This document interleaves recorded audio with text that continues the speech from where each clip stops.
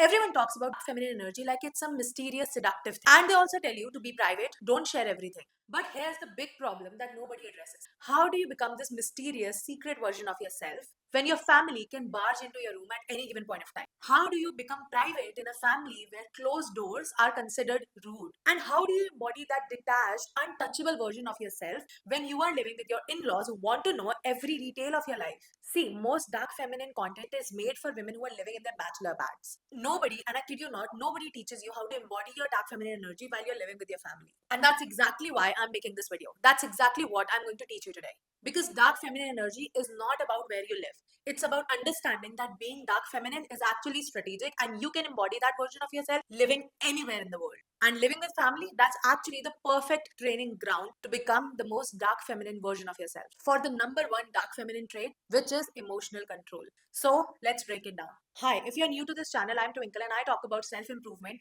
especially in the context of Asian women who are living with their family, women who are independent, women who want to have a good relationship, yet they value their own independence. This concept is what I call as brainy baddie, and if you relate to it, first of all, watch this video so that you understand this concept in deep dive. What is brainy baddie, how she performs, and what you can do to become one. And then, if you can relate to it even the slightest bit, then this channel is made for you. So make sure that you're subscribed to it. Now, back to this video. What is dark feminine energy? How you can embody it? There are a lot of videos which are already existing on YouTube about that. But what is not existing on YouTube is how you're going to do that while you're living with your family or with your in-laws. I'm married and I live with my in-laws and I am pretty happy at that. So that's why when I'm sharing things with you, you better listen to me. Now, this video is going to be talking about 3 pillars of being dark feminine. And without any further ado, let's talk about pillar number 1, which is observe, don't absorb. Now, here's the problem. When you're living with your family, especially with your in-laws, there's always something happening. Someone is upset, someone has an opinion about what you're wearing and why you're wearing it, and someone can simply walk into your client call.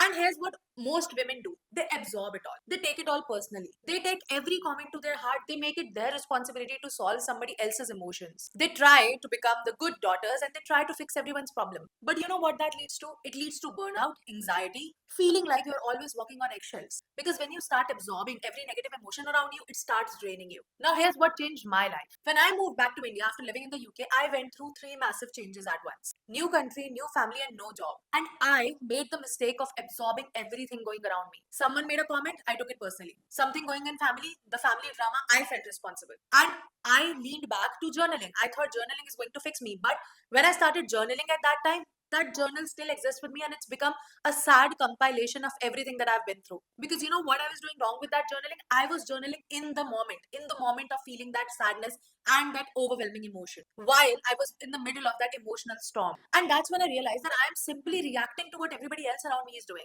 So here's what I do now. I have figured out a new method of journaling which I like to call as the third person journaling method. I have already talked about in my previous videos, but just to give you a context, whenever something happens, I do not journal about it on the same day. I wait. I let the emotion sit in. I process the emotion. Sometimes I wait for a day, sometimes it's even a week. And then I study it like a case study. For example, person A said this is what got triggered into me, this is how I reacted, whereas this is what my healed version should have done. This is how I talk. And when I do this, it does 2 things. Number 1, it stops me from reacting emotionally in that moment. And number 2, it trains me to observe the patterns around me rather than absorbing all the chaos. And because this third person journaling framework has been helping me so much, it has become my rule of thumb now that I do not respond to triggers and situations as long as I can avoid them. And also, one more thing that I've just realized is that most of the time people are just venting out to you. So you don't really have to give your opinions. You don't really have to contribute to their own misery. And that's why another rule that I follow is that I do not speak unless I am asked to. And also, when people are dumping their problems onto me, when they're venting out on me, and I know in my heart that there is nothing I can do about their situation because they are not ready to take charge of their life. So who am I to feel so responsible about whatever is going into their life, right? For situations like this, I have mastered the art of zoning out. You may be talking to me, it might sound negative to you, but just hear me out. There are scenarios in your life when your friend or your family or your mother or your brother is venting out something to you about their job or about their family or about something that someone said to them, and you want to fix that situation for them because you love them. So your first instinct is to fix it for them. But that is not what you're going to do. What you're going to do is you're going to ask them, do you really want to just dump these situations onto me, or are you seeking a solution? If they're seeking a solution, then you provide them the solution. If not, then just shut up. And when you know that you cannot really help them, zone out.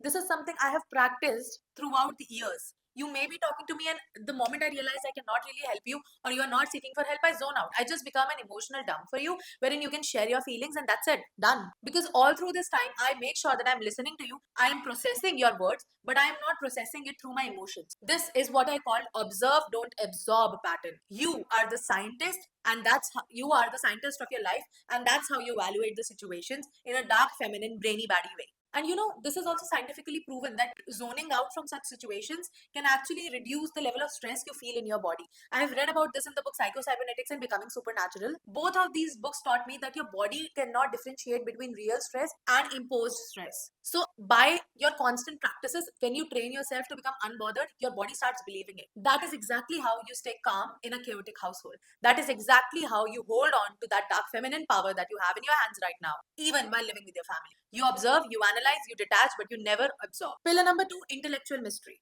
Now, here's the second problem. Most women think that being dark feminine, being mysterious, means that you are distant and cold. It means that you're not talking to anyone. But that is not being mysterious. That's just upright rude. Real mystery is when you stop oversharing. And that's where most women mess up. They feel obliged to share everything that is going on to their head with their family and their friends. Every plan, every goal, every income number that they're hitting. And then they get frustrated when their family tries to protect them. Because here's the thing, when you share your big plans and your big dreams with people you love, they're not going to challenge you. They're just going to try to keep you safe. I learned this the hard way. When I started my business, I started telling my partner everything. Every client, every rupee I made, every plan I had. I told my parents everything. When I started my business, I told my parents everything. And you know what started happening then? They started asking me questions. Are you sure this is stable?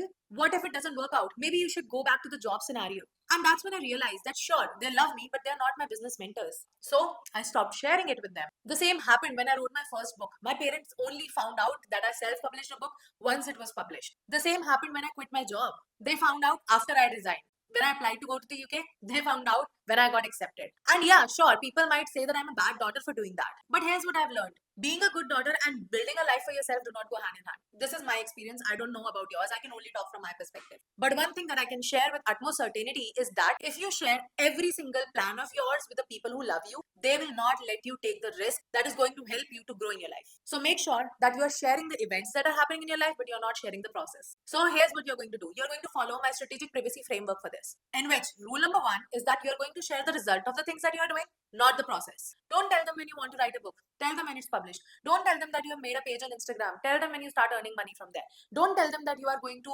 apply for university abroad. Tell them when you get accepted. Rule number two, always take advices from people who are walking the same path as you and are a couple of steps ahead of you. If you want business advice, pay for the mentorship. Do not talk to your parents about it who have always done job throughout their lives. If you want any advice about relationships, talk to your friends who have healthy relationships. Do not go to friends who are already single, who have sworn to stay single throughout their life. You know what I'm trying to say, right? Rule number three, keep your intrusive thoughts private. I cannot emphasize on this enough. People around you have the right to know what's happening in your life, but they do not need to know what goes on in your head.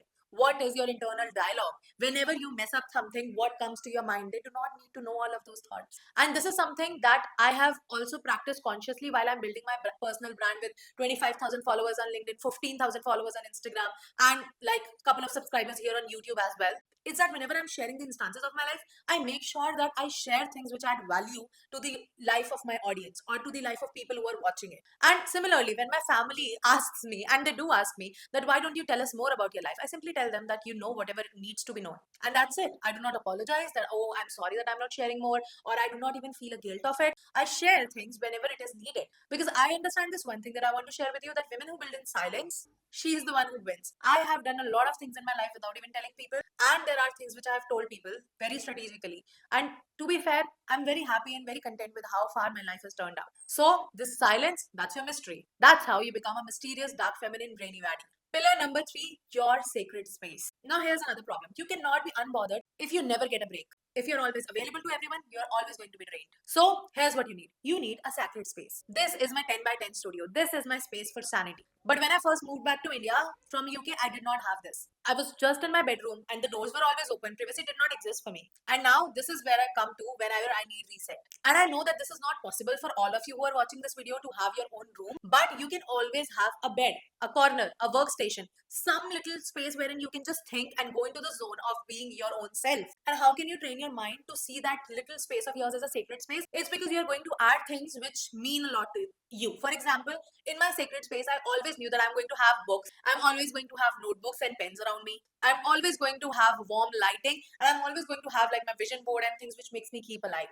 And then in the sacred space, whatever you build, you have to have your witching hour. For me, that's in the morning before I release to the thoughts of my family. That's when I do my deep work, my writing, my thinking. Because once I go and I start talking to people, my brain is open up to a lot of possibilities and a lot of chaos. But that morning 1 hour, that's my witching hour. That's the time when I'm doing the most lever moving tasks. And still, if you cannot make some space which is completely yours, then have a time which is completely yours. Wake up before everyone or stay up after everyone else has slept. So you can only find, I found my own time, I found my own witching hour, you find your own, and then stick to it like your life depends on it. Because if you haven't realized it yet, it truly does. That is how you stay unbothered in the most dark feminine way in a full house. You observe, you do not absorb. You build intellectual mystery by being strategic with what you share and with whom you share it. And you create a sacred space, time or place, I do not care, but something that is completely yours. So, to end this, if you are living with your family and you think you cannot embody the dark feminine energy, you are so wrong. You do not need a bachelor pad, you do not need to cut off everyone, you do not need to move out of your home. You just need to be strategic with your own circumstances. And if you want to go deeper into this, I've actually curated the Intellectual Dark Feminine Library. 10 books that are going to change the way how you think,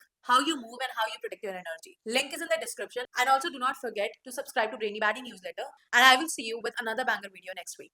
Till then, take care and make sure to channel the Brainy Baddie energy.